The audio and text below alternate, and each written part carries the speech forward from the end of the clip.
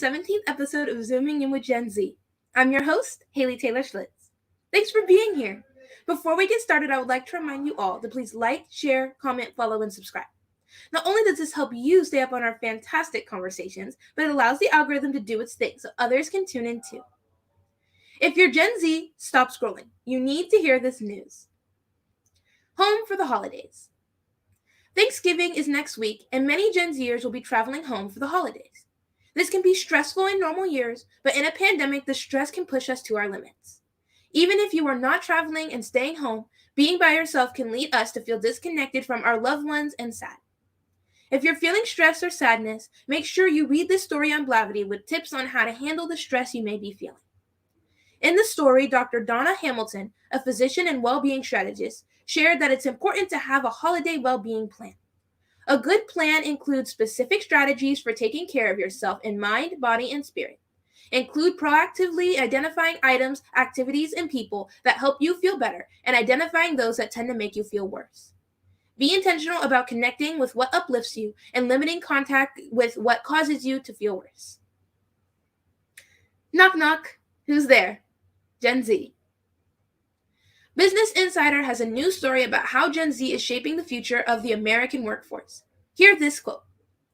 Terrible things have happened in the past before, but what's different for Gen Z is that they're able to watch these events in their news feeds from the palm of their hand, said Marcy Merriam, who leads the Cultural Insights Group for EY Americans, which recently published surveys research about Gen Z's tastes and opinions.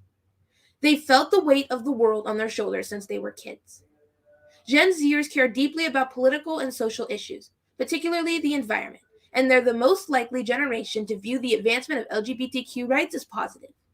As increasingly engaged voters, they overwhelmingly disapprove of Donald Trump.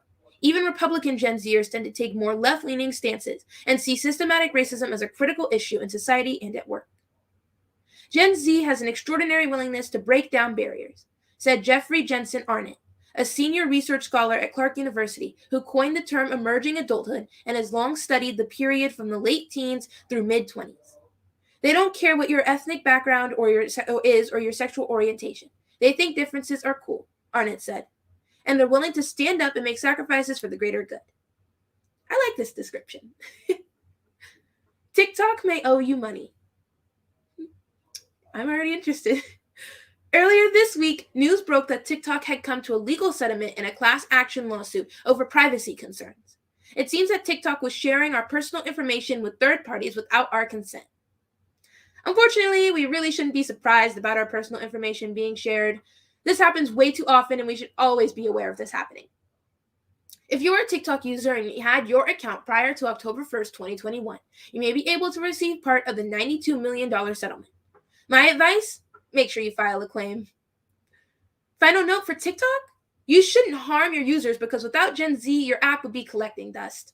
Do better, TikTok. Do better. We have another special kind of interview today. I am so happy to announce the launch of our Great Trees Project. The purpose of the Great Trees Project is to interview older leaders and have a discussion where we focus on intergenerational communication and connection.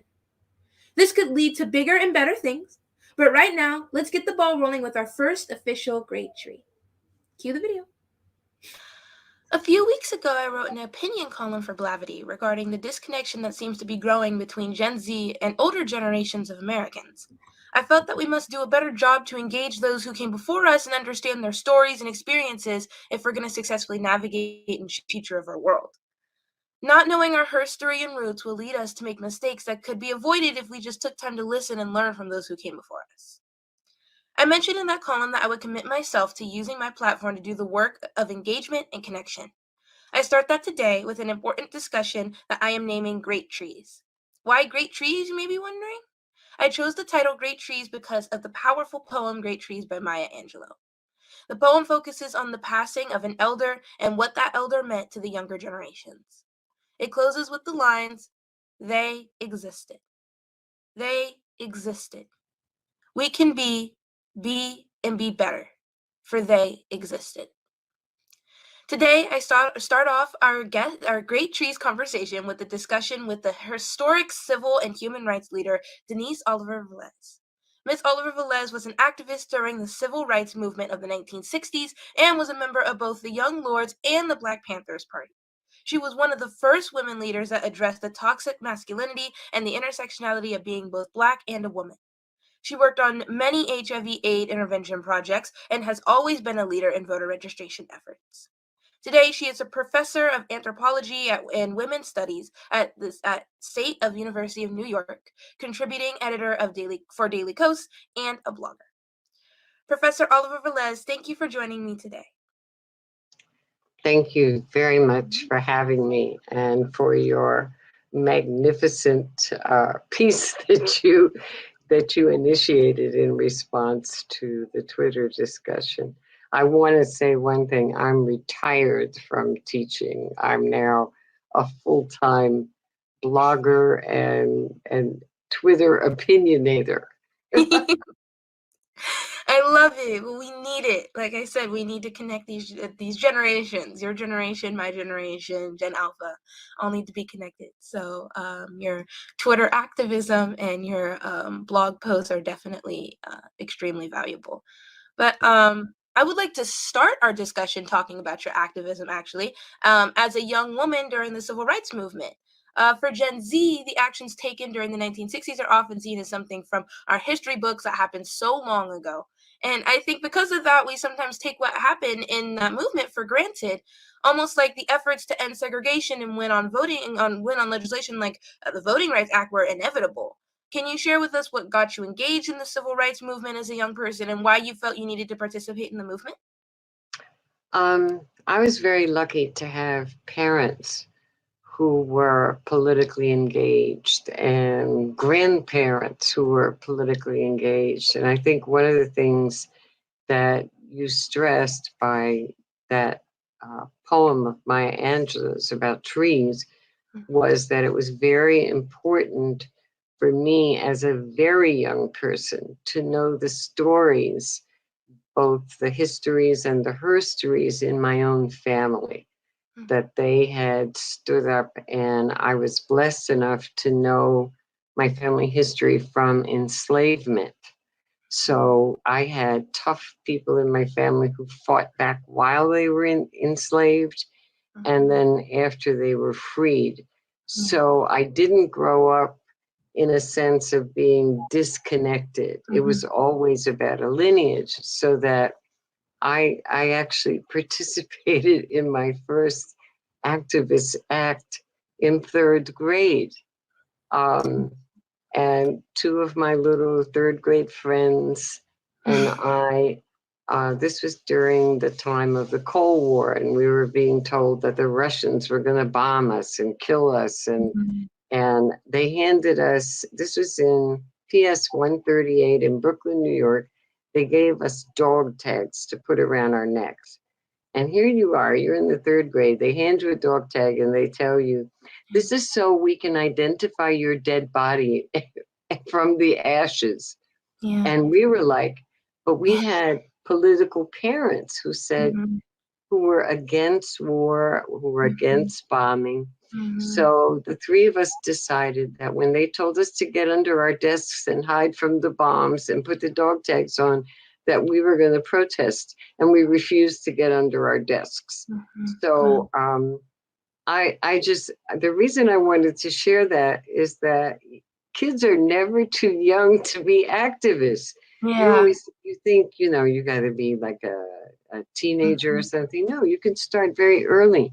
And my parents believed in discussing problems of the day with me as a child. And now that you've got all these people that are against critical race theory being taught in the schools, which is ridiculous because critical race theory is for, you know, law students or something. Yeah.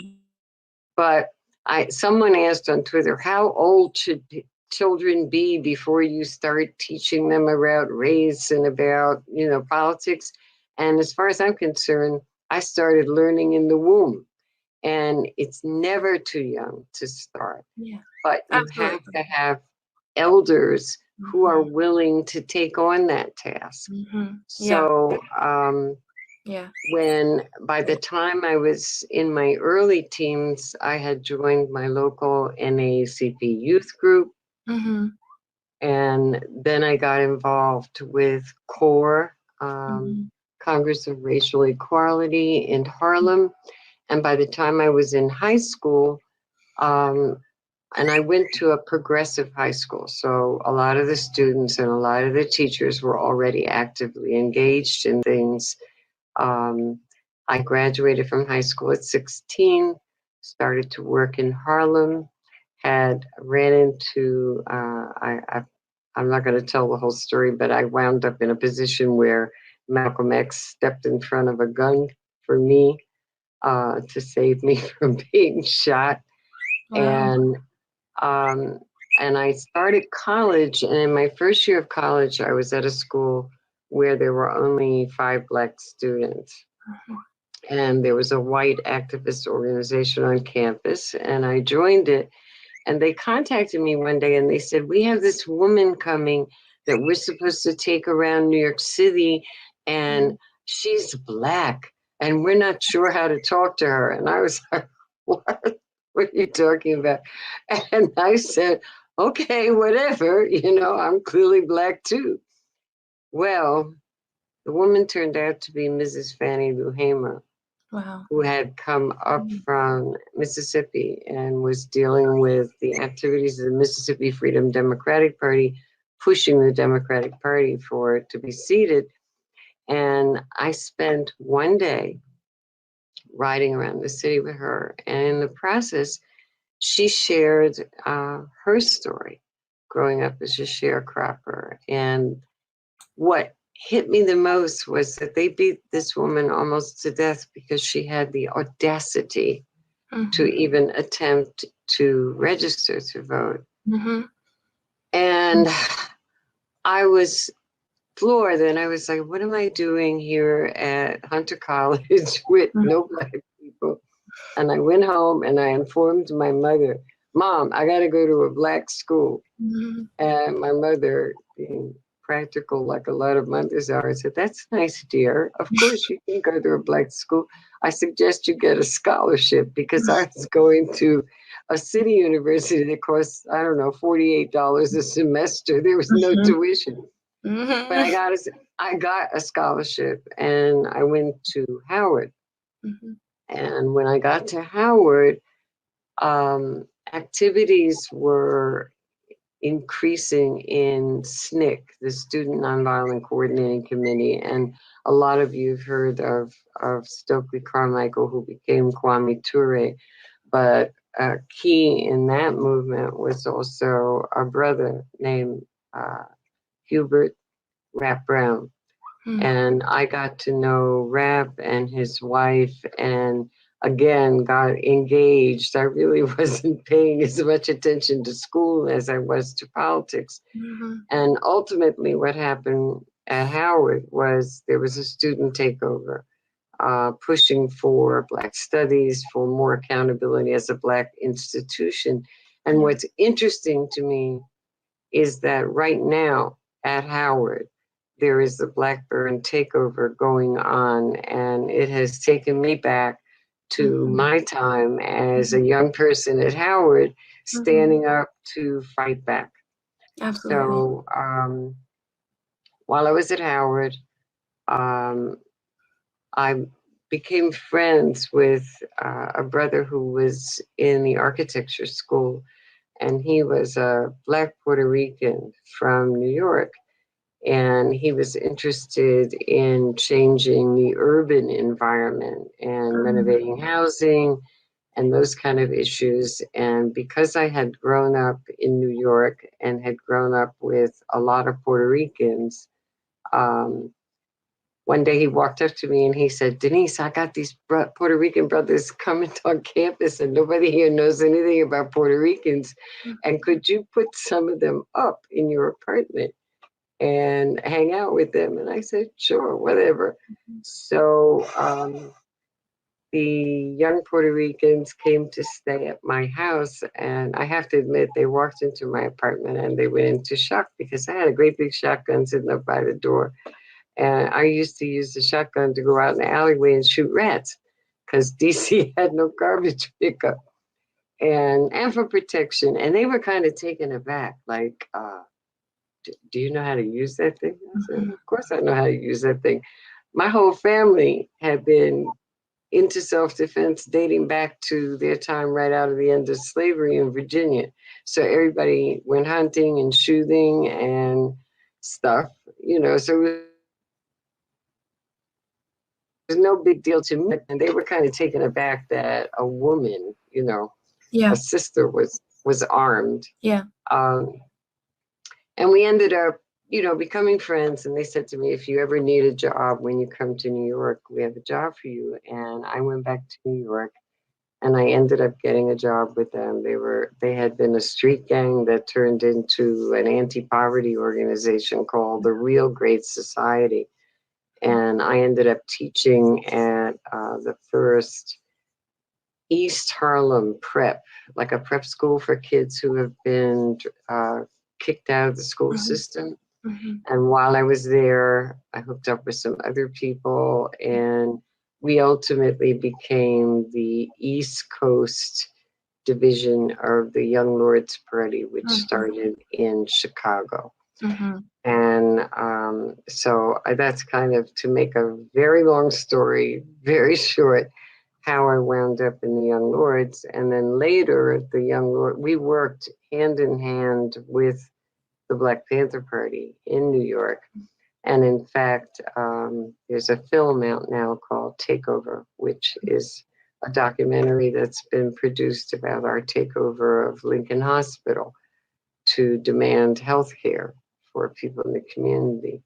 Later, when the Young Lords decided to move most of the organization to Puerto Rico, which was something that I disagreed with, I didn't think it was going to work. I just walked across town because I was already working with Panthers and joined the Black Panther Party. So that's how I have kind of wound up in dual movements that worked together.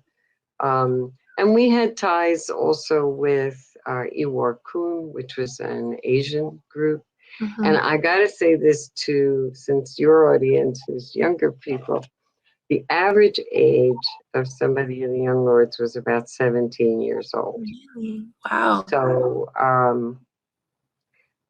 we in some instances, I mean, we read political texts and we did, community political education, but we also made stuff up as we were going along. We looked at conditions in the neighborhood and, there were rats, the garbage wasn't being picked up. So we decided to do that. We found out that young people in our community had lead poisoning. And we came up with a program to address lead poisoning when there was a hospital that was murdering people, literally, with rats running across the operating table.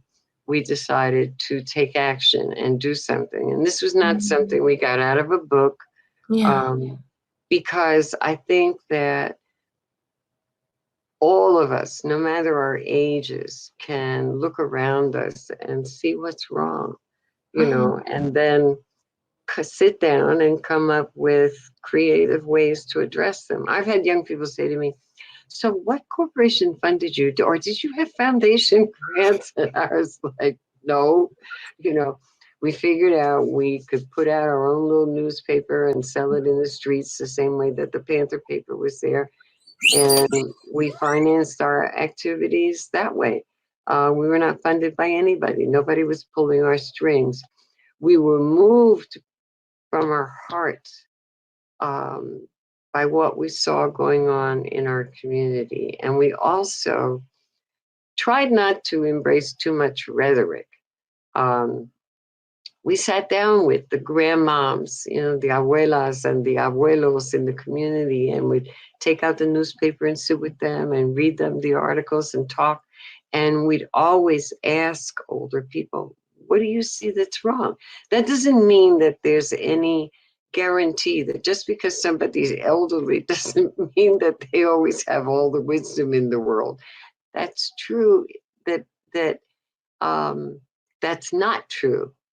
On the other hand, we were raised to have respect for elders and to listen, to learn to listen. Don't just cut people off and say they're old, they don't know what they're talking about, because they've been through things and experienced things and seen things that maybe when I was 17 or I was 19 or I was 21, I hadn't been through that.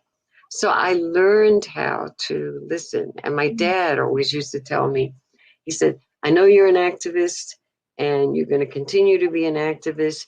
He said, but if your grandmother can't understand what you're talking about, you failed.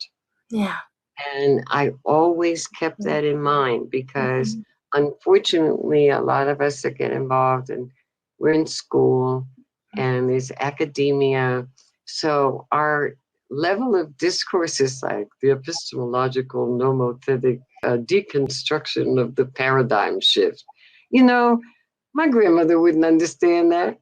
Learn to speak clearly, simply, directly, and you can break down even very, very complicated issues. You don't have to use a ton of jargonage. And I mean, it may sound hip to your friends that you know how to throw those 50-cent words around, but you're not going to be able to organize your way out of a paper bag if you do that. So that would be probably my advice to young folks. Learn how to just speak your thing. Yeah, absolutely. Absolutely. And I really appreciate the ins and outs of your story and whatever that was. But I really appreciate the ins and outs of your story, and I appreciate how you were saying like your like participation in movements and activism started when you were so young. And I think that's a lot of like a misconception that a lot of young people have, that their activism has to start when they can vote, but it doesn't. You could be really active and involved all throughout your life, even in the really early stages, when you're in elementary school, as you show. And so I really appreciate hearing your story and hearing how you got involved in the Young Lords and the Black Panthers. And I think it's really motivating for our viewers to hear as well. Like I said, not only starting young, but hearing these stories from our great trees and learning from them and being inspired by them, so that way we can also get active and be motivated to stay active. And so I really appreciate your whole story. And you shared in other interviews too, specifically about movements you were involved in, about the revolutionary machismo that was present in the movement. And you would up and challenge gender stereotypes in the civil rights movement and demanded equity for women within the movement. And I think that was so courageous. And I was hoping you could share why you felt compelled to speak out about the toxic masculinity in the movement, and maybe share like what young women today should learn from the movement for gender equity within the civil rights movement.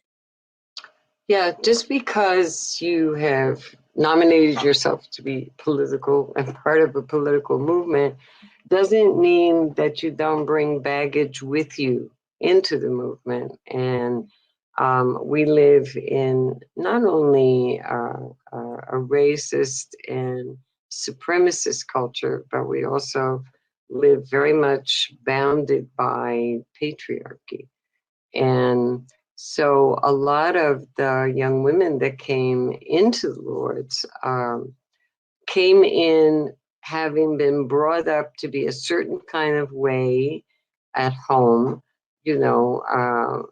mujer de casa, woman of the house, serve the men first, you stand in the kitchen and cook the food, and then the men sit at the table, even if it's your younger brother, and people that came out of relationships or were in relationships where there was domestic violence. And so coming together in the Lords, what was interesting was at the same time that I was in the Lords, a sister named Fran Beal founded what was called the Black Women's Alliance and then changed the name to the Third World Women's Alliance. And several women that I grew up with were part of that group. And they invited us women from the Young Lords to come and join. And they were an all women's group. And they said, no, leave, because, there's all that, male chauvinism and whatever. Fran wrote a wonderful piece called Double Jeopardy, which talked about that, and people should look that up. But what we said to Fran was, we'll ally with you, we'll be in solidarity with you, but we think that we have work to do, not just as women, but also as getting brothers to address their male chauvinism and their machismo. And the Young Lords had a political platform and program, and men had written that machismo should be revolutionary and not oppressive. And that's like saying you should have revolutionary racism. It's an oxymoron. So one of the first things that we did, we formed a women's caucus, and we spent time working on ourselves internally and also on formulating a position on women's struggle. And we wound up confronting the all-male leadership of the party. And interestingly enough, we had the support of also a number of the young brothers in the organization too, because they kind of looked up to some of us sisters. We were like auntie, you know, like we were old, like 20 years old as opposed to 15. Yeah. And so, you know, but that's a big difference when you talk about a 15-year-old's perspective and maybe somebody who's 22, you know. So we wound up winning our struggle, having the program changed, having women enter into leadership. And then the next thing we did was push the men in the organization to form a men's caucus to begin to address their issues with each other. Out of the women's caucus, we then took on another whole issue, and I think we're the first people of color revolutionary group that we formed a gay and lesbian caucus. And you're talking about 1970, not now. Young people now take for granted that they can come out, they can be openly gay, they can fight for LGBTQ and inquiring issues. But when you're talking about 1969, 70, 71, that was not happening. But we educated ourselves, we read Audre Lorde, you know, we worked very hard on moving things forward. One of our community volunteers was Sylvia Rivera, who I took her to her first Third World Gay Revolution meeting, and she ended up being one of the people that was with Marsha P. Johnson at Stonewall. So there were all those connections. But that was a major thing to deal with at that point in time in the historical movement, because a lot of people in the movement could not be openly gay or lesbian. And at that time, we didn't have the term, or at least it wasn't used, of transgender. So I've seen a lot of change over the years, because I'm now 74 years old. So we're talking about decades and decades and decades of changes. And sometimes, just like when I was young, we wanted everything to happen like now, like immediately. It must be done or it's a failure. And I had to learn by listening to stories from my own family and seeing how they made small changes step by step. And sometimes there were setbacks. Just like Reconstruction was a setback when it was ended. So I had to learn to not expect microwave justice. That's what I call it. You know, instant everything, instant oatmeal, instant stuff. Because the whole point is to push things forward one step at a time, one day at a time, and not become discouraged and not throw your hands up in the air and say, well, this doesn't work. You know, I quit. I turn my back on it. I know I'm not going to live to see the end of racism. I'm not going to live to see the end of white supremacy or patriarchy or capitalism or any of the other isms. But at least I can say I had a hand in moving things forward, and that's what Absolutely. counts for me.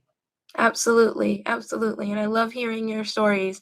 It's really motivating and inspiring because I think, like you said, a lot of times Gen Z and the younger generations of any time period in our history takes a lot of these older great trees, their fights for granted. And like I said, almost like these results were inevitable.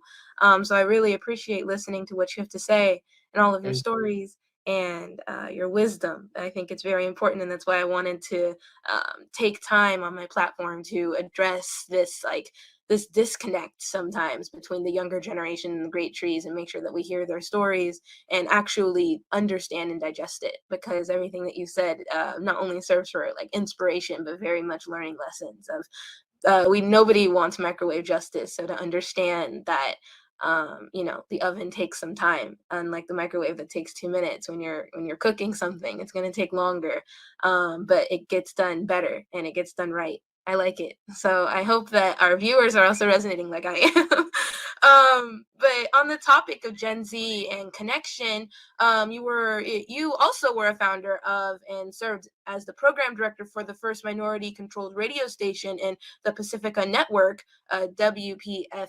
WFM. To yep. me, I think this is very interesting because communication and communication tools are so important for Gen Z.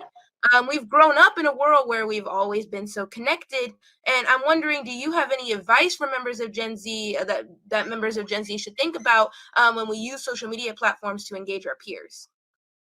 Yeah, I mean, you have such a wealth of places that you can communicate in. We had to physically put out a newspaper and then stand out in the street and sell it. And then later, radio was one of the few sort of mediums that we could take control of in terms of community broadcasting, because I mean, television would have been, if you're talking about a lot of money. Oh, this dog coming down the stairs. Dora, no, go. That's Um, relatable. so when we got the opportunity to put WPFW on the air, because Pacifica had not had a station that the programming was actually controlled by people of color, though it was people that were out at KPFA in Berkeley who were primarily white, not all, who demanded, when they heard that Pacifica was opening a station in DC, that it not be a classical music format station with news from the Hill. They were like, are you aware that DC is a chocolate city with the vanilla suburbs? And they took over a Pacifica National Board meeting and protested on behalf of the citizens of DC.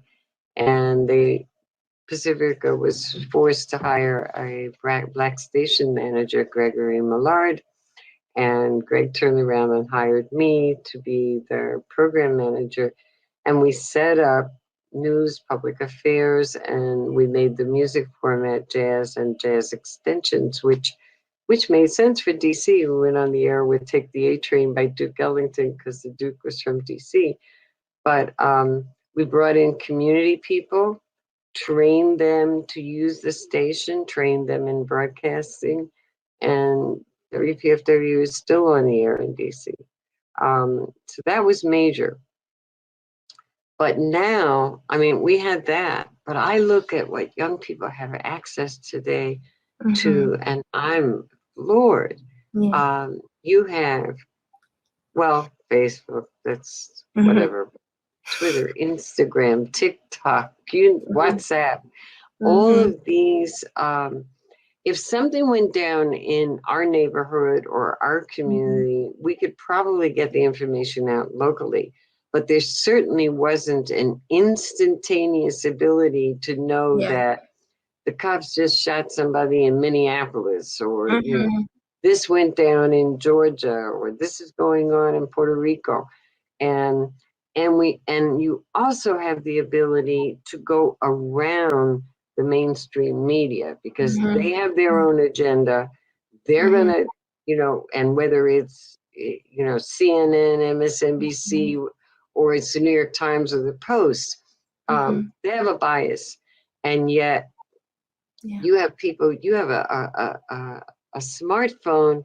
You can actually video something that's going down as it's going down, upload it, and connect with. And I know that there are a lot of criticisms of social media, but I'm a deep believer in the power of the tools that you have Mhm. and just learn to use them for helping to make change. Yeah. Ultimately, you still are going to have to organize face to face. There's no Mhm. substitute for actually being out in your community and having that two-way dialogue with your community. Don't become complete, Twitter is not the real world. Yeah. Um, and well, Yeah. some folks start to act like it is, Yeah. on Twitter, they didn't like Yeah. this. And I'm like, yeah, Yeah.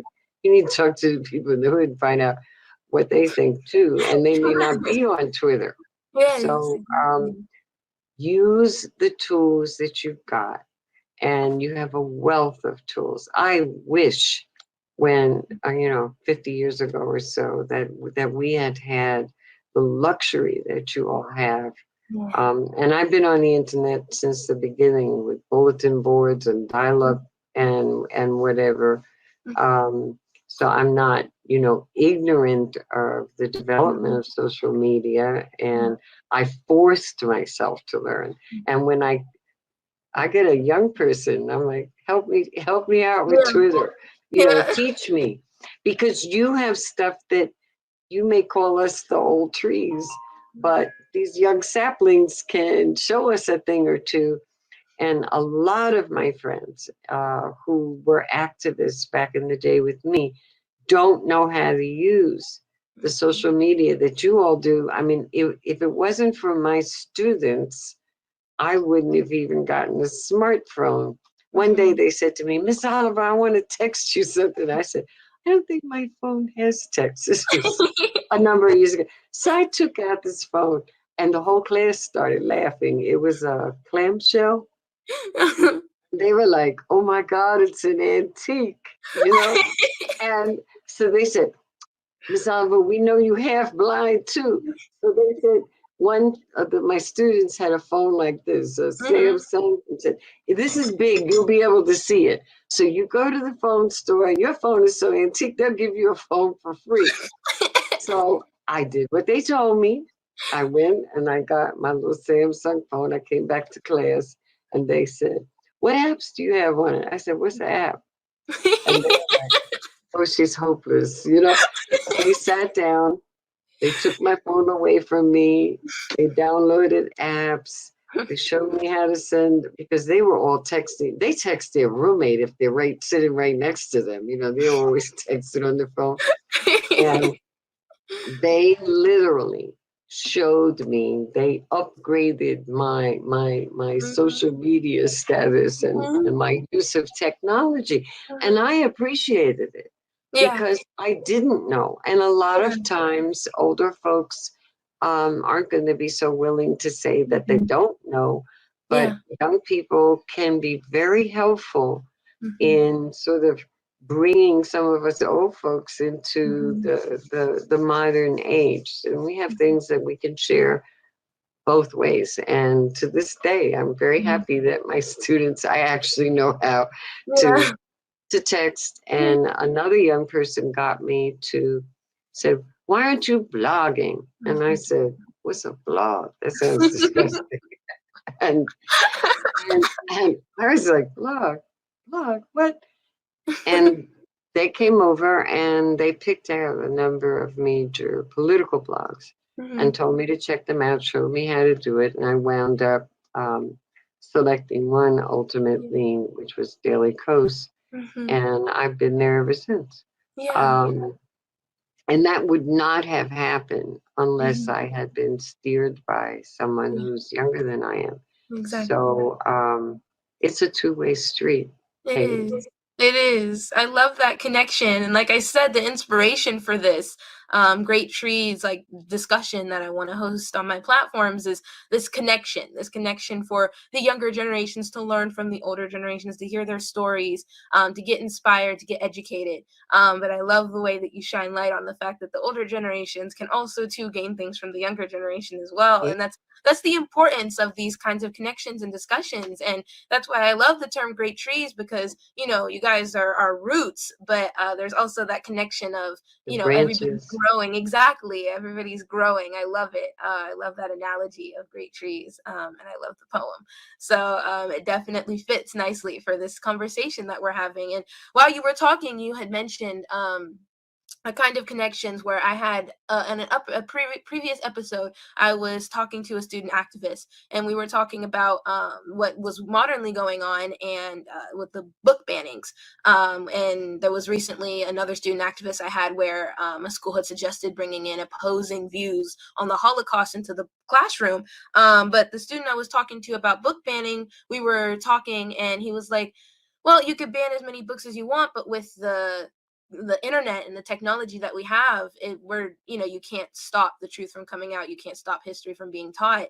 And I think to add on to that, an element of talking to your roots, talking to the Great Trees, well, you can ban as many books as you want, but when conversations are had with our older generations, you definitely are going to learn our history. And yeah, as I've watched these attacks on critical race theory, which I know you mentioned earlier, it's literally not what they even try to say it is, but attacks on critical race theory and books and authors. And I believe that what we haven't talked about is how the attempt to change curriculum and remove books will deny Black and Brown students access to their American and global history.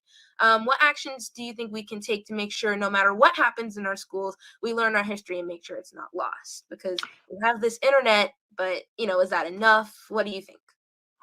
I think that one of the things that I've realized is that there's so much incredible information available vis-a-vis the internet, which I didn't have when I was younger. You know, if I wanted to look at historical documents, I had to get microfilm and sit at a reader and go.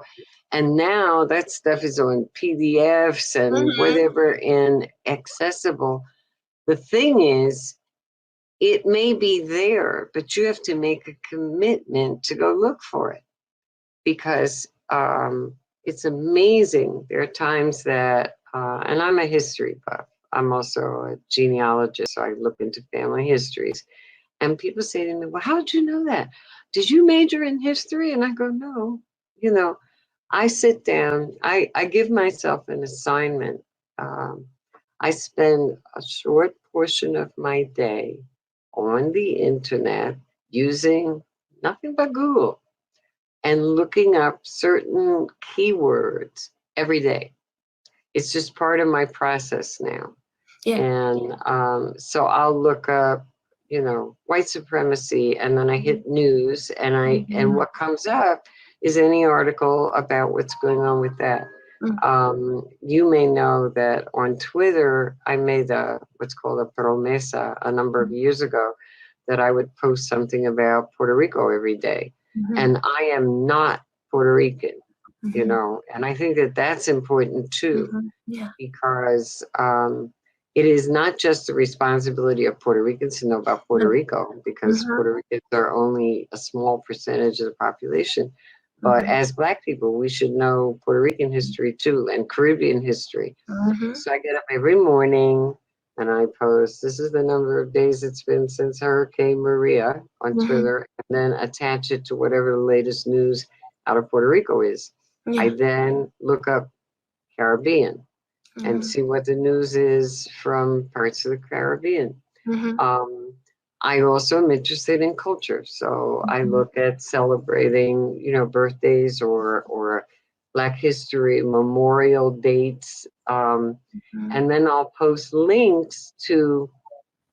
For example, recently I was talking about the Wilmington Massacre, and a lot of people that follow me on Twitter said they had never heard of it.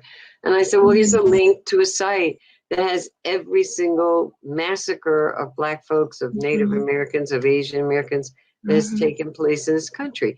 They are not going to teach you that history in school. Yeah. You have a responsibility to not only find the stuff out for yourself, but then to make a commitment to have a group of friends who you share it with, and maybe they share something back with you.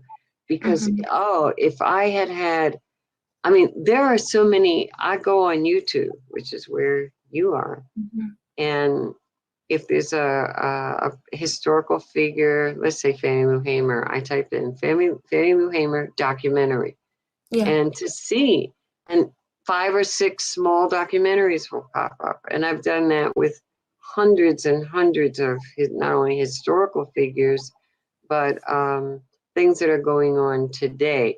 It's there, but you have to make a decision if you're going to carve out part of your day to self-educate, because no matter how good the school, they're limited by their standards, the curriculum they've developed. So one of the things I really pushed my students to do was be inquisitive and take it upon yourself to learn. You also have to be critical, because there's, can I cuss? Because there's a lot of there's a lot of bullshit that's out there too, and that's whack. I mean, there's all kinds of, conspiracy theory.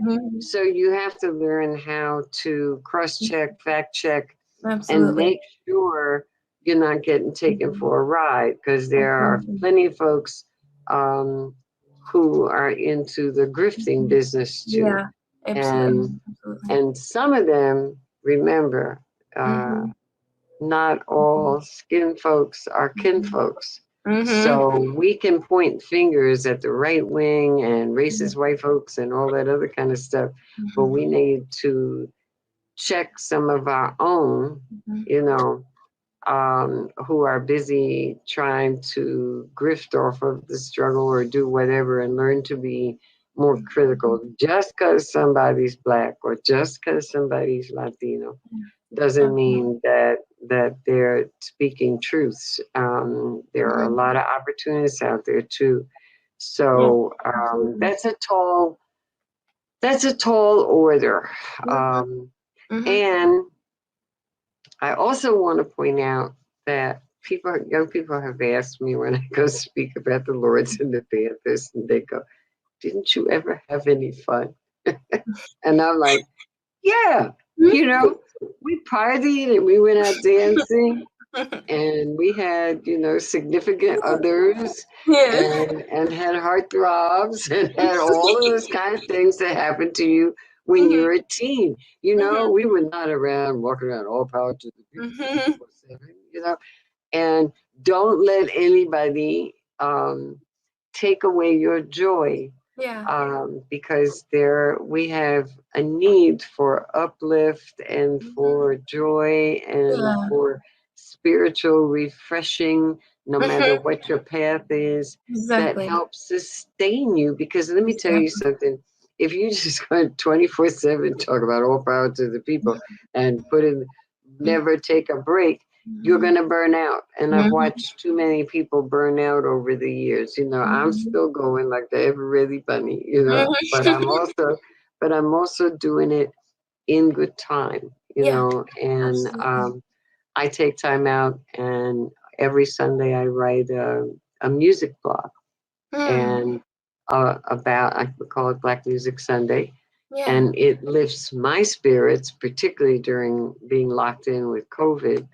And it brings other people together to just, chill and listen to some music from multiple genres. And you don't have to 24/7 just keep pushing, because if you burn out, you're no good to anybody. So have some joy too. Absolutely. And as you were talking about the misinformation in media. And it's interesting because I was talking to the CEO of the Human Rights Museum here in Dallas, and we were talking about that misinformation and how to be aware of it and how to make sure that you not only spot it, but also, divert your attention away from it and make sure that you are taking in accurate factual information to contribute to your motivation and your actions that you take. And I really appreciate that you said that, because it's definitely something that I think could use some reinforcement as technology develops and as we get more and more connected. It has its benefits where more people can be heard, but also that could be a downfall, is now that more people are heard, there's a lot more misinformation that could be spread, depending on who's saying it, what they're saying, their motivation for saying it. So I think that was really important to emphasize for our viewers, is make sure that you understand where your information is coming from, make sure that you origin check, make sure that you follow the path of who heard from who, where they came from. But on that topic of connectedness and technology and just speaking up and getting your voice heard on the internet, you are a contributing editor, as you mentioned, to the Daily Kos, and all the things you just talked about on writing on a wide range of topics, from Black culture to Caribbean matters. I was hoping that you could share with us why you're so passionate about these topics. I know you've touched on it, on this connectedness throughout generations, throughout cultures, throughout populations, and throughout society. But is there anything that you would maybe want to add as to maybe what sparked this passion for cross-generational but cross-cultural as well discussions, and then on technology and the Daily Kos and blogging about it? Well, I think, again, at home, growing up, we had multiple generations around all the time. So I not only had my parents, but I had grandparents there too, who had their own perspectives on history. And so I learned to be comfortable in multi-generational situations. And I think that I did not grow up with young people should be seen and not heard and just shut up all the time. And I have tried to carry that through now that I'm one of those people I never thought I'd be, because when you're 16 or even when you're 25 or whatever, you really don't picture what it's like to be 70 something, and so I have to remind myself a lot that there are people that are coming in at different levels, and there are folks that are your age, Haley. There are people who are in their mid-20s. Now, listen, I call some of my young friends, I call you youngsters, and they're 50-something. Now, see, to you, that's not a youngster. But when you're 50, if somebody's 50 and I'm 70-something, we're talking about different generations. One thing that upsets me is writing off any generation as if people are marching, in lockstep just because of the time period that they were born. So I hear people go, okay, boomer, and dismiss you. Or, okay, you idiots in Gen X, or, and they dismiss young people. Oh, young people are, they're not. And I hear people do that all the time. And it's like putting people into these really rigid boxes, which don't make any sense. I know some extremely reactionary older people. I also know some very right-wing, or know of some very right-wing young people, because I've had people say, oh, the problem of racism will be over when all those old races die off. And the one, in the South, as if racism doesn't exist all across this nation. And all you gotta do is take a look at Charlottesville and those young people with the tiki torches out there. It's being passed on the same way we're trying to pass on the antithesis of that. But to write people off on a regular basis, you're cutting off your nose to spite your face. Exactly. and you're taking the struggle backward and not moving it forward. We need people from all generations. We need people from all backgrounds. Somebody said to me, well, it's only about a strong working class struggle, and listen, I grew up with communists in my family. I'm well educated in Marx, Engels, you name it, and whatever. And I also know that it was workers who attacked and burned a whole bunch of black folks in race riots. It is not simply an issue of economics. It is not simply an issue of class. It's not simply an issue of race or gender. It is much more complicated than that. And we have to learn to be a lot more flexible and open to incorporating, take what's good from every different perspective, try to bring that together in a way that you're not locking people out, but you're also not buying bullshit either. Yeah. And exactly. There's a lot of money invested in disinformation. And a lot of it is targeting, unfortunately, a lot of it's targeting young folks using social media. So, cuidado, be careful. Yeah, absolutely. Absolutely. And I think that that really connects our entire conversation. You're talking about this intersectionality of not just the individual, but the issues that individuals face, of, the movements. It's intersectional, being black, but then being a black woman in that movement of being black, and also having your own whole movement for being a black woman or being a woman of color or being LGBTQ. So it's definitely very intersectional. And I think that that really ties the whole conversation back together to what we were talking about in the beginning of how you got involved in these movements, but also how within these movements you were involved in other issues as well. So I think that that's really inspiring and motivating, and it makes me happy to hear your stories, and it makes me very inspired, which brings me happiness. But so you were talking about happiness and making sure that you carve out space for your well-being, your mental health, your happiness in general, your joy. And I know you said that you like to write about music and have a music blog. I think one of the things that I find a lot of joy in is these kinds of conversations of talking to great trees, talking to our elders, listening to their stories and the issues that they care about, what they've seen, what they've done, how they've changed the world that we live in, and how much farther we have left. And so I am particularly happy right now. This is definitely my zone. And so on that note, and my final question, was there any specific piece of wisdom or advice you received from your great trees that you would like to pass down to us today?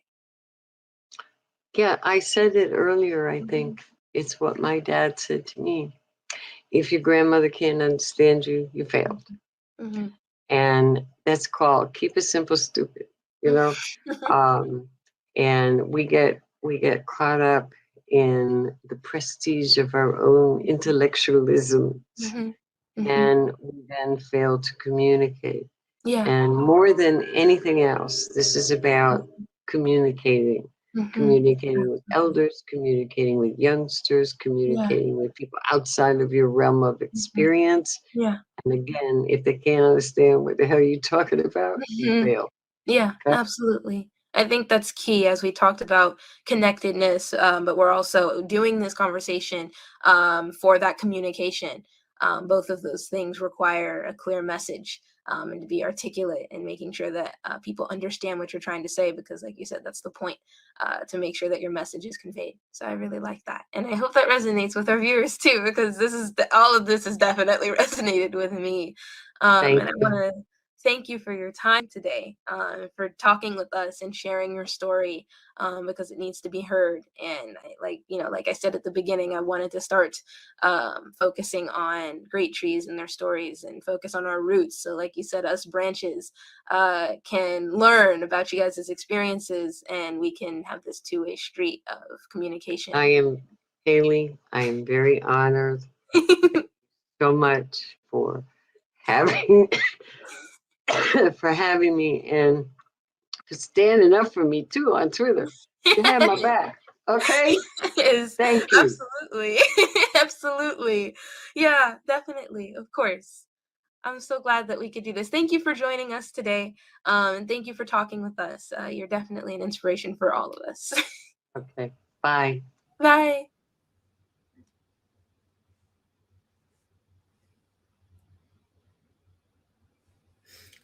I know it was much longer than our usual interviews, much longer than our usual episode, even.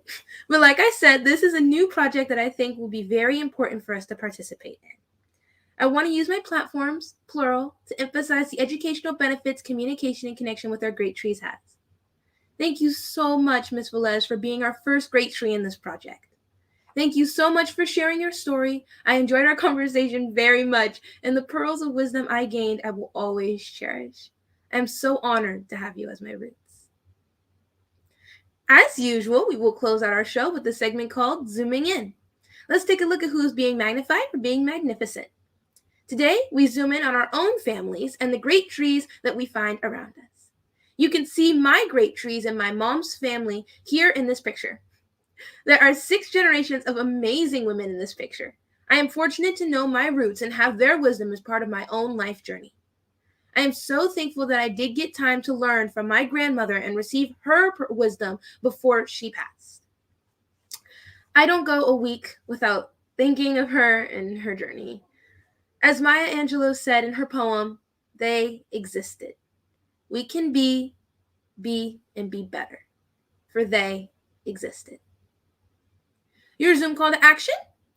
Recognize the great trees in your family. Thanksgiving is next week, and many of us will be joining together with our own families. Use this holiday to connect to the great trees in your own family. Consider taping a short video with them, capturing their experiences growing up and what the valuable life advice they have learned from their journeys. Ask them about the great trees that influence their lives as well. Staying connected to the great trees and their roots will help us create a better world during our own lives. Make sure you post those videos and pictures of your great trees and use the hashtag #GreatTrees. That's all, folks.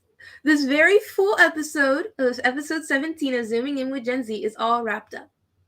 Thank you so much for joining us today. Please like, share, comment, follow, and subscribe for more. Plus, when you do that, it allows others to check out our conversations too. In 2 weeks, we will be back here at 2 p.m. Central Time with some important news and an important person. An easy way to remember is 2 twice. 2 weeks, 2 p.m. Central. A shout out of thanks to Citizen Ed for providing us with this platform to talk about the issues we care about. See you guys in 2 weeks. All right, how do I zoom out on this thing?